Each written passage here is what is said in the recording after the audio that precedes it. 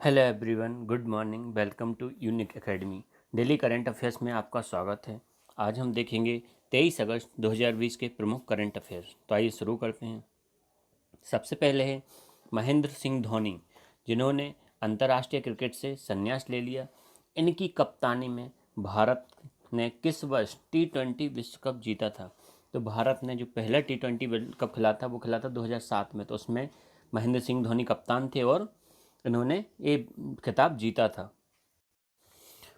और चीज़ें भी आप लोग याद रखिए, महेंद्र सिंह धोनी की कप्तानी में भारत ने 50-50 वर्ल्ड कप भी जीता था, जो 2011 में हुआ था। ठीक है, इनका जन्म रांची में हुआ था और ये इंडियन विकेट कीपर थे। इनकी साइड का नंबर था 7। इन्होंने अपने करियर में कुल मिलाकर टेस्ट वनडे सब में मिलाकर नहीं, अपने करियर में वनडे में 10,777 रन कुल बनाए हैं अभी तक के। ठीक है, और इनके नाम वनडे में 10 शतक हैं और टेस्ट क्रिकेट में 6 शतक हैं। ये आईपीएल में चेन्नई सुपर किंग की तरफ से खेलते थे और चेन्नई सुपर किंग के कैप्टन थे।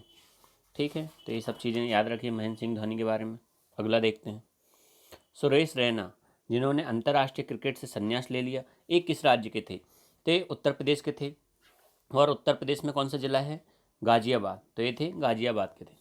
ये इंडियन लेफ्ट हैंडर थे, यानी कि बाएं हाथ से खेलने वाले बैट्समैन थे और ये भी आईपीएल में चेन्नई सुपर किंग से खेलते थे। इनकी साइड का नंबर जो था वो 3 था। इन्होंने अंतर्राष्ट्रीय क्रिकेट में लगभग 8,000 रन बनाए हैं और जो 2011 का वर्ल्ड कप इंडिया जीती थी 50-50, उसमें भी ये बतौर खिलाड़ी खेल रहे थे। तो ये दोनों क्वेश्चन वेरी इंपॉर्टेंट है, आप लोग ध्यान रखिए, इनमें से क्वेश्चन जरूर आएगा पेपर में। अगला देखते हैं। गो एयर कंपनी के नए मुख्य कार्यकारी अधिकारी कौन बन गए हैं? तो ये बने हैं कौशिक खोना। अगला देखते हैं। किस मंत्रालय ने सृजन नाम का एक पोर्टल लॉन्च किया है? तो रक्षा मंत्रालय ने सृजन नाम का पोर्टल लॉन्च किया है। जो भी सेना मेक इन इंडिया के तहत कोई सामान खरीदती है या बेचती है तो उसमें ये पोर्टल काम आएगा। ठीक है, अगला देखते हैं। किस बैंक ने डिजिटल बैंकिंग को बढ़ावा देने के लिए डिजिटल अपनाएं नामक अभियान शुरू किया है? तो ये किया है पंजाब नेशनल बैंक ने। पंजाब नेशनल बैंक का विलय हो गया है कहाँ पर? ओरिएंटल बैंक ऑफ इंडिया और यूनाइटेड बैंक ऑफ इंडिया में। तो आप एज भी याद रखिए। पंजाब नेशनल बैंक के सीईओ कौन है? एस मल्लिकार्जुन राव। और इसका हेडक्वार्टर कहाँ है? नई दिल्ली में। ठीक है, अगला देखते हैं। किस बैंक ने अपने डिजिटल कृषि समाधान मंच पर किसान क्रेडिट कार्ड केसीसी के लिए समीक्षा विकल्प पेश किया है? तो ये किया है भारतीय स्टेट बैंक ने। भारतीय स्टेट बैंक के चेयरमैन कौन है? रजनीश कुमार। और इसकी स्थापना 1 जुलाई 1955 को हुई थी। हेडक्वार्टर है मुंबई। अगला देखते हैं। इंडिया बुल्स हाउसिंग फाइनेंस ने किसे अपना गैर कार्यकारी चेयरमैन नियुक्त किया? तो India bulls housing finance company, यानी ये वित्तीय फाइनेंस कंपनी है जिसने एस मुंद्रा को अपना गैर कार्यकारी यानी नॉन एग्जीक्यूटिव चेयरमैन नियुक्त किया है। अगला देखते हैं। प्रधानमंत्री मोदी ने किस नए अभियान को शुरू करने की घोषणा की जिसके तहत सभी भारतीयों को एक स्वास्थ्य आईडी प्रदान की जाएगी? तो यह है राष्ट्रीय डिजिटल स्वास्थ्य मिशन। इसके तहत सभी जितने भी मतलब लोग हैं, भारतीय हैं, जितने भी इंडियन हैं, सबको एक स्वास्थ्य आईडी प्रदान की जाएगी। अगला देखते हैं। Katra Delhi express road corridor का कार्य किस वर्ष तक समाप्त हो जाएगा? तो ये 2023 तक समाप्त हो जाएगा।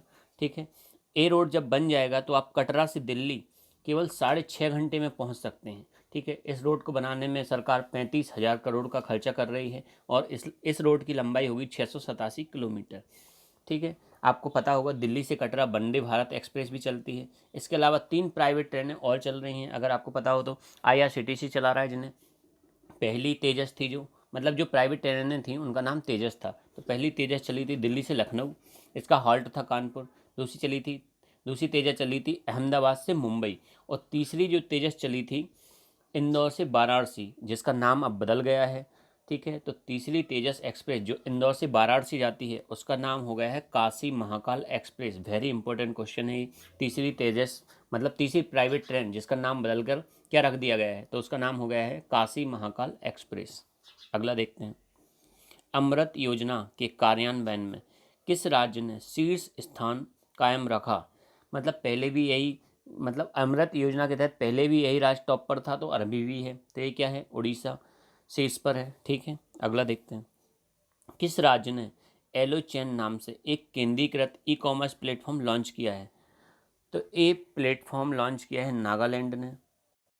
ई कॉमर्स आप नाम से ही समझ सकते हैं, इसमें बहुत सारी चीज़ें आप खरीद सकते हैं और भी बहुत सारी सुविधाएं इसमें अवेलेबल हैं।